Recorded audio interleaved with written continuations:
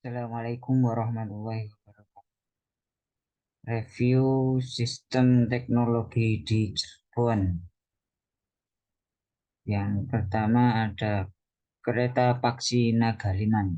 Paksi Nagaliman adalah kereta kencana kesulitan Kanoman Cirebon berukuran panjang 3 meter, tinggi 2,6 meter, dan memiliki roda yang bergaris tengah 1,5 meter. Sesuai dengan namanya yang berasal dari bahasa Sanskerta, yakni paksi yang berarti burung, naga yang berarti ular, dan liman yang berarti gajah. Merupakan perpaduan antara karakteristik ketiga ekor binatang tersebut. Badan kereta sebagai tempat duduk penunggangnya berbentuk badan gajah yang sedang melibatkan kakinya. Sisi kiri dan kanan ditutupi sayap burung garuda, sedangkan di bagian belakang berekor ular naga, berleher naga, dan pada kepala tampak adanya perpaduan karakteristik naga dan gajah. Paksi Nagaliman merupakan sosok mitologis yang simbolik, masing-masing bagian memiliki simbol-simbol yang kuat dan berpengaruh terhadap civitas keraton dan masyarakat Cirebon. Paksi Nagaliman merupakan sebuah kereta kencana yang digunakan dalam upacara-upacara tertentu di Keraton Kanoman Cirebon. Kereta ini merupakan peninggalan Sunan Gunung Jati yang dibuat oleh Pangeran Losari pada tahun 1350 Saka atau 1428 Masehi. Hal ini sesuai dengan candra sengkala atau sengkalan yang tertera pada bagian kalung Paksi Nagaliman yang berbunyi Raksasa Luhur Pedaning Jagat, yang artinya raksasa mulia penjaga alam semesta. Awal mula dibuatnya kereta Paksi Nagaliman adalah ketika Pangeran Losari ingin memberikan hadiah pada kakeknya yang sedang berulang tahun. Pangeran Losari sendiri yang memprakarsai secara langsung kereta kencana Paksi Nagaliman, yang nantinya dibuat oleh pandai besi dari keraton tanpa menggunakan teknik cetak besi ataupun cor logam murni penempaan pandai besi itu sendiri. Mulai dari pembuatan kerangka, roda, kepala, badan, hingga sistem navigasinya, dan ada pula jenis kayu yang digunakan dalam pembuatan keretanya adalah kayu pohon sawo kecil dan warna dasar kereta yang berwarna ungu gelap. Pangeran Losari memprakarsai kereta kencana Paksi Nagaliman tidak hanya untuk hadiah untuk kakeknya yaitu Sunan Gunung Jati, tetapi juga sebagai bentuk alkulturasi budaya masyarakat Cirebon yang pada waktu itu mayoritas beragama Islam, Hindu, dan Konghucu. Untuk membuat penduduknya saling menghargai sesama agama, maka dari itu Pangeran Losari mengambil beberapa bagian kebudayaan dari tiga agama tersebut, yang mana paksi atau burung, naga, liman atau gajah melambangkan tiga unsur kekuatan Kesultanan Cirebon, yakni liman untuk darat, naga untuk laut, dan paksi untuk udara atau langit. Berikutnya adalah kereta Singo Barong. Kereta Singa Barong merupakan salah satu benda pusaka yang dimiliki Keraton Kasepuhan Cirebon yang dibuat pada tahun 1549 Masehi. Dahulunya kereta Singa Barong ini menjadi kendaraan yang biasa digunakan Sultan saat menggelar kirab setiap tanggal 1 Muharram. Kereta Singa Barong dibuat menggunakan bahan kayu laban. Kemudian dari warnanya, kereta ini dibalut dengan cat yang terbuat dari bahan campuran serbuk emas dan intan. Sementara yang menjadi tenaga penggeraknya adalah 4 ekor kerbau albino atau kebo bule. Yang menjadi keistimewaan dari kereta Singa Barong adalah meski dibuat pada tahun 1549 Masehi, tetapi sudah menggunakan teknologi power steering dan suspensi. Kereta Singa Barong merupakan original buatan para ahli kereta Keraton Cirebonan. Ini menggambarkan bahwa pengetahuan teknologi orang Cirebon tempo dulu cukup tinggi, sekaligus merupakan kelebihan kerajaan Cirebon dibanding keraton-keraton sebelumnya atau sesudahnya, yang mengimpor kereta dari Inggris, Belanda, atau Prancis. Kereta ini cukup layak dalam segi teknologi kereta yang merupakan titian atau kendaraan raja-raja. Kereta ini dibuat oleh seorang arsitek kereta Panembahan Losari dan rumahnya Ki Notoguno dari Kaliwulu. Bahan pada kereta itu memang detail dan rumit. Wajah kereta ini merupakan perwujudan tiga binatang yang digabung menjadi satu. Gajah dengan belalainya, bermahkotakan naga, dan bertubuh hewan burak. Belalai gajah merupakan lambang persahabatan dengan India yang beragama Hindu. Kepala naga melambangkan persahabatan dengan Cina yang beragama Buddha. Dan badan burak lengkap dengan sayapnya melambangkan persatuan dengan Mesir yang beragama Islam. Ketika unsur kebudayaan dari tiga negara tersebut yaitu Cina, India, dan Mesir kemudian disatukan menjadi senjata Trisula. Tri artinya tiga dan Sula artinya tajam.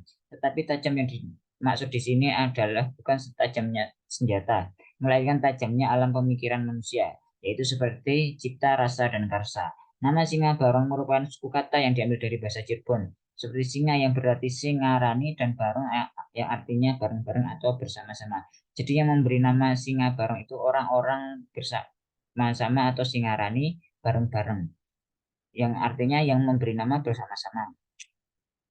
Kereta ini dulu digunakan oleh raja untuk kirap keliling kota Cirebon tiap tanggal 1 Suro atau 1 Muharram dengan ditarik 4 kerbau bule. Penggunaan kereta untuk kirap yang berlangsung setahun sekali itu berlangsung turun-temurun sejak masa penembahan Ratu Pakumbwati I 1526 sampai 1649. Kereta ini baru berhenti digunakan untuk kirap tahun 1942 karena kondisinya yang sudah tidak memungkinkan lagi. Kini kereta Singa Barong tersimpan di Museum Pusaka Keraton Kasepuhan terletak di sisi bangunan Taman Dewan Daru Keraton Kasepuhan Cirebon dan dikelilingi oleh pelindung yang terbuat dari kaca. Sedangkan pelaksanaan kirap setiap tanggal 1 Muharram yang direncanakan adalah kereta Singa Barong duplikat yang dibuat pada tahun 1996 Masehi. Berikutnya ada pedati gede. Satu lagi teknologi canggih dari Cirebon, yakni pedati gede yang sudah memakai sistem knockdown atau pasang rangkaian roda sesuai kebutuhan pada masa itu. Pedati gede juga mempunyai sistem seperti suspensi yang dapat meredam guncangan. Caranya ada bonggol di rangkanya dan diberi beban saat berjalan pelan. Menurut Hendy Nansa dalam jurnal Purba-Widya 2021, berpendapat bahwa Mbah Kuwu Cirebon atau Pangeran Walangsungsang membuat pedati gede yang tujuan awal sebagai kendaraan dakwah agama Islam ke pelosok Cirebon, pesisir Jakarta hingga Surabaya. Ide membuat pedati gede muncul ketika Mbah Kuwu Cirebon mengajar muridnya membaca Al-Quran. Huruf Al-Quran tersebut kemudian menjadi sistem rangka pedati.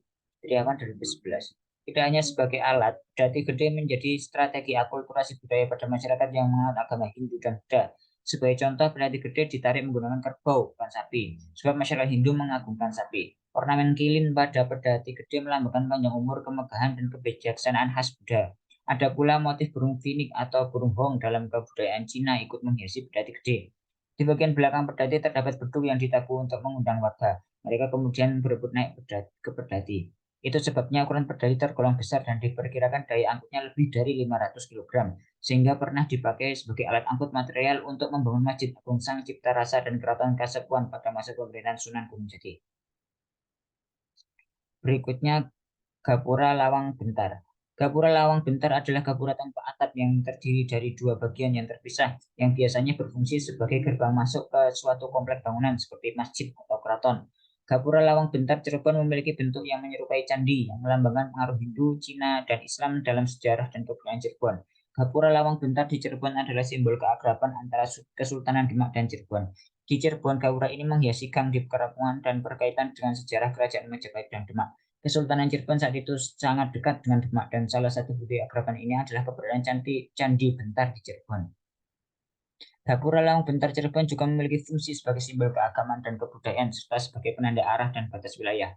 Berdasarkan penampilannya, konstruksi pada Gapura Keraton Kasepuhan Cirebon terdapat unsur Hindu, Cina, dan Eropa yang terpadu dengan budaya lokal dengan struktur gapura terdiri dari kaki, tubuh, dan atap. Peninggalan selanjutnya yaitu ada masjid. Di luar bahasa dan seni, jejak multikulturalisme dalam kebudayaan Cirebon juga tampak pada bangunan masjid, khususnya Masjid Merah Panjunan, Tajuk Agung Pangeran, Kejaksaan, Masjid Pejelagerahan, dan Masjid Agung Sang Cipta Rasa. Masjid Merah Panjunan. Masjid Merah Panjunan didirikan pada tahun 1480 Masehi oleh Syarif Abdurrahman atau lebih dikenal dengan nama Pangeran Panjunan.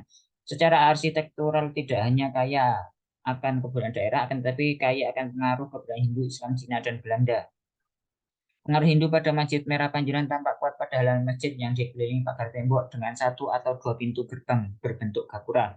Bagian atap yang terbentuk 5 segi 4 sebanyak 2 umpak, dan pada atap bagian paling atas terdapat momolo yang terbuat dari besi atau baja dengan hiasan berbentuk kuncup, bunga teratai, dan motif seluruh. Pada bagian interior terdapat porselen dengan berbagai motif, mulai motif burung phoenix, motif awan, motif bunga teratai, dan motif naga sebagai pengaruh dari kebudayaan Cina. Selain itu juga terdapat berbagai karya kaligrafi sebagai ciri khas kebudayaan Islam. Tajuk Agung Pangeran Kejaksan.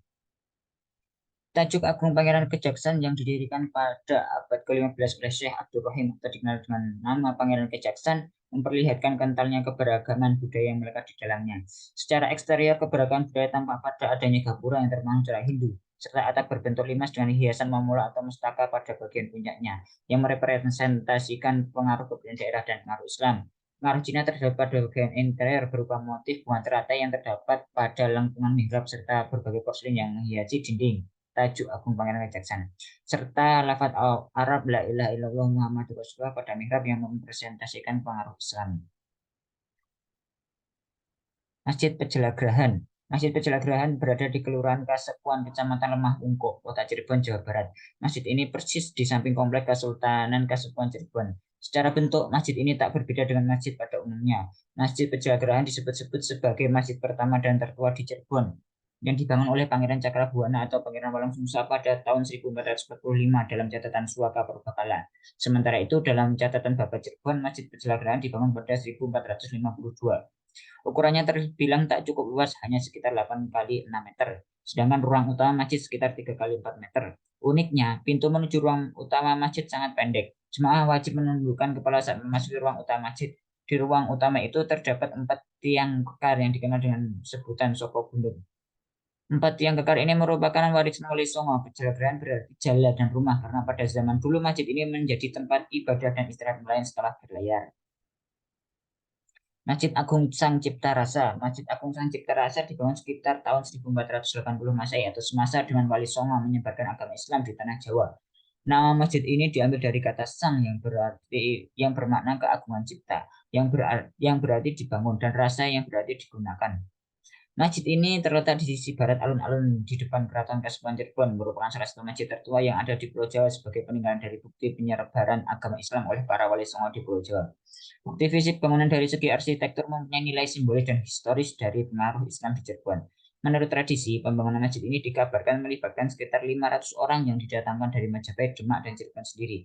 Dalam pembangunannya, Sunan Gunung Jati menunjuk Sunan Kalijaga sebagai arsiteknya. Selain itu, Sunan Gunung Jati juga memboyong Raden Sepat, arsitek Majapahit yang menjadi tawanan perang Demak Majapahit untuk membantu Sunan Kalijaga merancang bangunan masjid tersebut. Seperti di Masjid Agung Demak, di masjid ini juga terdapat sokok guru atau tiang utama yang dibuat dari tatal, yaitu pecahan-pecahan kayu berukuran kecil yang disatukan. Menurut cerita, sokok guru yang dibuat oleh Sunan Kalijaga ini melambangkan kesatuan atau gotong royongan. Konon katanya pembangunan Masjid Agung Sang Cipta Rasa hanya dalam tempo 1 malam, yaitu pada dini hari, dan keesokan harinya telah dipakai untuk sholat subuh. Masjid ini dinamai Sang Cipta Rasa karena merupakan pengejauhan dari rasa dan kepercayaan. Sekian, wassalamualaikum warahmatullahi wabarakatuh.